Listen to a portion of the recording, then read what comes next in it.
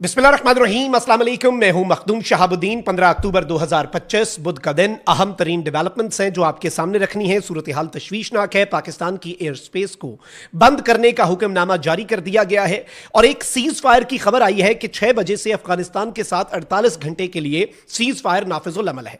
लेकिन इसके पीछे एक बहुत बड़ी गेम है, इसके पीछे एक बहुत बड़ी स्टोरी है और पाकिस्तान को कुछ इंटरनेशनल प्लेयर्स की तरफ से, पाकिस्तान को कुछ दोस्त ममालिक की तरफ से कुछ इंटेलिजेंस इत्तलात मौसूल हुई कि अफगानिस्तान की तरफ से जो जंग छेड़ी गई है और जो पाकिस्तान को इश्ताल दिलाया गया है उसकी आड़ में भारत कुछ करने जा रहा है। और एन उसी मौके पर पाकिस्तान ने एयर स्पेस बंद करके इस वक्त जो डिप्लॉयमेंट शुरू कर दी हैं और एक 2 फ्रंट वॉर की मुकम्मल तौर पर तैयारी का आगाज किया है। इस हवाले से मेरे पास कुछ एक्सक्लूसिव डिटेल्स हैं और अंदर खाते क्या हो रहा है और इस वक्त अफगान बॉर्डर पे जो सुकून की सी कैफियत बताई जा रही है असल में है नहीं। ये सारी डिटेल्स आपके सामने रखनी है। लेकिन अगर अभी तक आपने इस वीडियो को लाइक नहीं किया तो लाइक जरूर कर दें।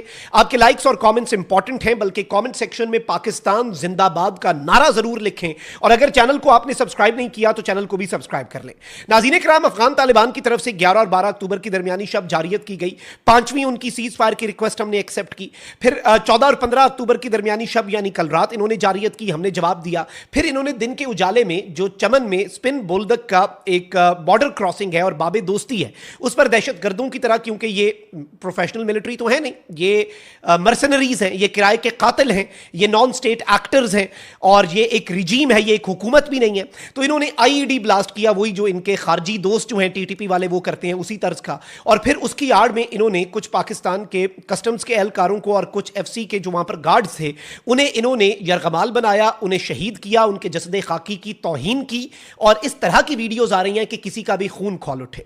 अब ये ऑन पर्पस पाकिस्तान का खून जो है, लहू जो है वो गरमाया गया और पाकिस्तान ने फिर तुन के रखना था।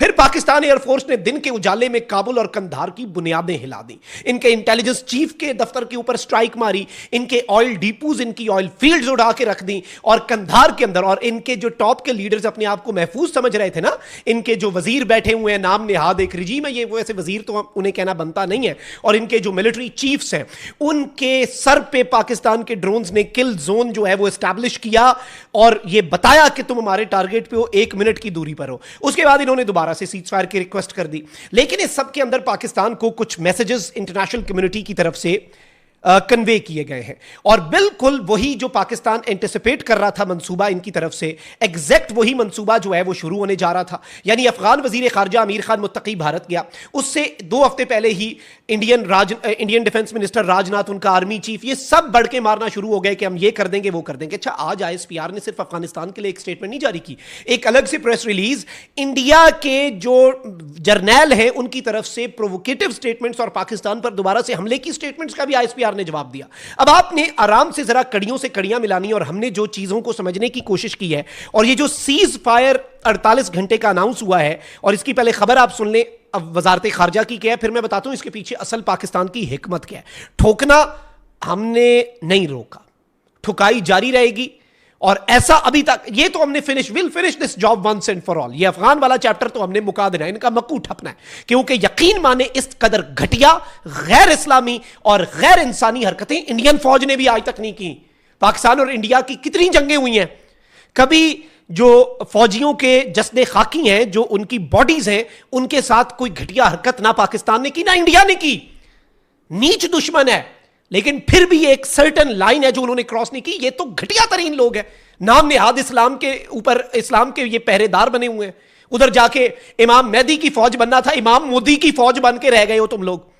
तो अब देखो तुम्हारे साथ होता क्या है। लेकिन अब इंटरेस्टिंगली नाज़रीन किराम, बिल्कुल वही साजिश रची जा रही थी कि यहां पे पाकिस्तान को फुली एंगेज किया जाए, पाकिस्तान को इश्ताल दिलाया जाए, पाकिस्तान का लहू गरमाया जाए और उसकी आड़ में भारत जो है, क्योंकि भारत खुल के सामने आएगा तो फेंटा लगेगा। सिंदूर में 6 तैयारे गिरे, आज भी मजाक उड़ रहा है, शर्मल शेख में भी सब हंसे भारत के तैयारों के ऊपर, ट्रंप समेत, British prime minister, Italian prime minister, Pakistani prime, सब खड़े हैं जी और सब हंस रहे हैं मोदी के ऊपर और उसके इंडिया के ऊपर। उसकी कितनी को बेइज्जती हुई होगी। अब इस सब के अंदर मैं आपको यह बताऊं कि पाकिस्तान की वजारत खारजा ने कहा है कि तालिबान रिजीम की जानिब से जंगबंदी की दरखास्त की गई और शाम 6 बजे से अगले 48 घंटों के लिए आरजी ceasefire, temporary ceasefire का ऐलान किया गया है। सीज फायर का आगाज जो है वो हो चुका है और इस दौरान अफगान तालिबान ये कहते हैं कि हम जी तामीरी मुज़ाकरात करना चाहते हैं। ठीक है, वेल एंड गुड, हो गया। अब सूरत हाल क्या है, इनके जो लोगों को हमने ठोका और जो अफगानिस्तान के अंदर हमने कार्रवाइयां की हैं, एक तो ये उससे डरे हुए हैं। अच्छा, फिर अब दो और खबरें हैं जिन्हें आपने इक्वेशन में डालना है, फिर मैं आपको अपने जो सिक्योरिटीज रहे हैं उन तक उनसे जो हमें बात पता चली है वो बताता हूं। सबसे पहले तो आईएसपीआर ने आज एक स्टेटमेंट जारी की और आईएसपीआर ने कहा कि भारतीय फौजी क़यादत ने मन घड़त और इश्ताल अंगेज प्रोपेगेंडे की हम शदीद अल्फाज में मजम्मत करते हुए आईएसपीआर ने कहा कि भारतीय घमंड और इश्ताल अंगेज बयानात से जनूबी एशिया में अमन को संगीन नताइज का सामना करना पड़ सकता है। आईएसपीआर ने कहा कि मार्का हक के 5 माह बाद भारतीय फौजी क़यादत ने प्रोपेगेंडा दोहराना शुरू कर दिया। भारतीय फौजी क़यादत का मनगढ़ंत इश्ताल अंगेज प्रोपेगेंडा दोहराना इंतहाई तशवीशनाक है। आईएसपीआर ने कहा कि बिहार और मगरबी बंगाल के इंतखाबात के पेश नजर भारत ने यह प्रोपेगेंडा दोहराना शुरू किया। ऐसा लगता है कि भारतीय फौज और उसकी सियासी क़यादत मार्का हक की शिकस्त तस्लीम नहीं कर पाई। आईएसपीआर ने कहा कि भारतीय फौज इस हकीकत को ही हजम नहीं कर पाई कि मार्का हक में उन्हें फैसला कुन शिकस्त हुई और अब यह बाज़ाब्ता तौर पर ये एक मरतबा फिर कोई एडवेंचर करने जा रहे हैं।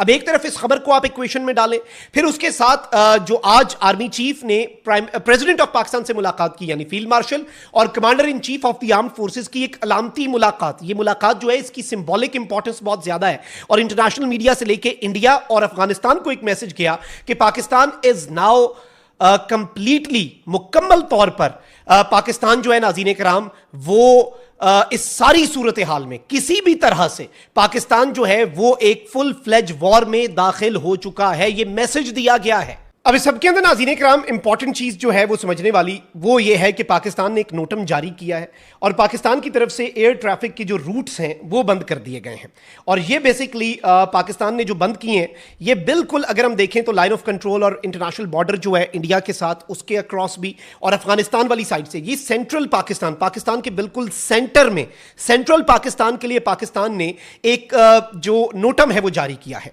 अब इस हवाले से ये बताया जा रहा है कि this is basically likely for mobilisation and redeployments, यानी जो हमारे असासे हैं, मिलिट्री के एसेट्स हैं और जो एयरफोर्स के एसेट्स हैं, एक तो उन्हें मोबिलाइज कर रहा है पाकिस्तान, दूसरा रीडिप्लॉय कर रहा है। ये जो एक विंडो है, अब पाकिस्तान एक full fledge two front war के लिए तैयार हो रहा है। और ये जो सीज फायर की तरफ भी पाकिस्तान ने उनका मुतालबा टेबल पे आ रहा था, पाकिस्तान रिजेक्ट कर रहा था। पाकिस्तान ने कहा चलो ठीक है हम मानते हैं। इस टाइम के अंदर पाकिस्तान अब बाज़ाब्ता तौर पर, और ये सीज फायर ज्यादा देर टिकना भी नहीं, ये भी पाकिस्तान को पता है। पाकिस्तान को पता है कि इनकी तरफ से कोई ना कोई शरारत होनी है, but we are fully ready.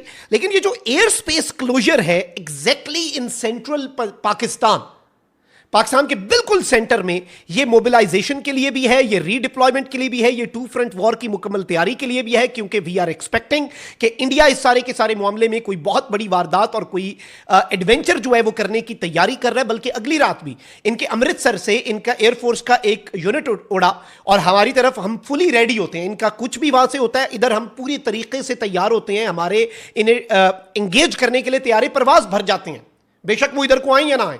ये 24/7 चल रहा होता है हमारे एयरफोर्स के कमांड सेंटर में। तो पाकिस्तान अभी एंटिसिपेट कर रहा है और हमारी इतलात यह है कि पाकिस्तान ने ये जो एयर स्पेस का क्लोजर है और इसके साथ जो पाकिस्तान की तरफ से ये जो सीज फायर की रिक्वेस्ट एक्सेप्ट की गई है, ये 48 घंटे तक तो नहीं जाएगी, ये हमारे अंदाजे हैं।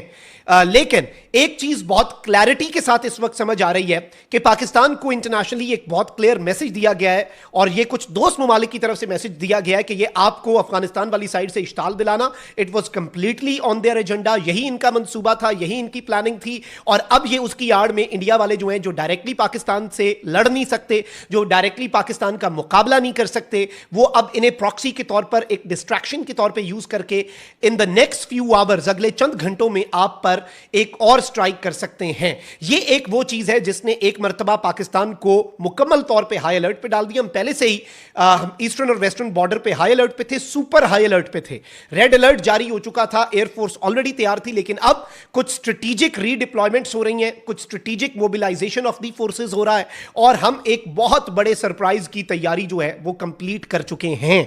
ये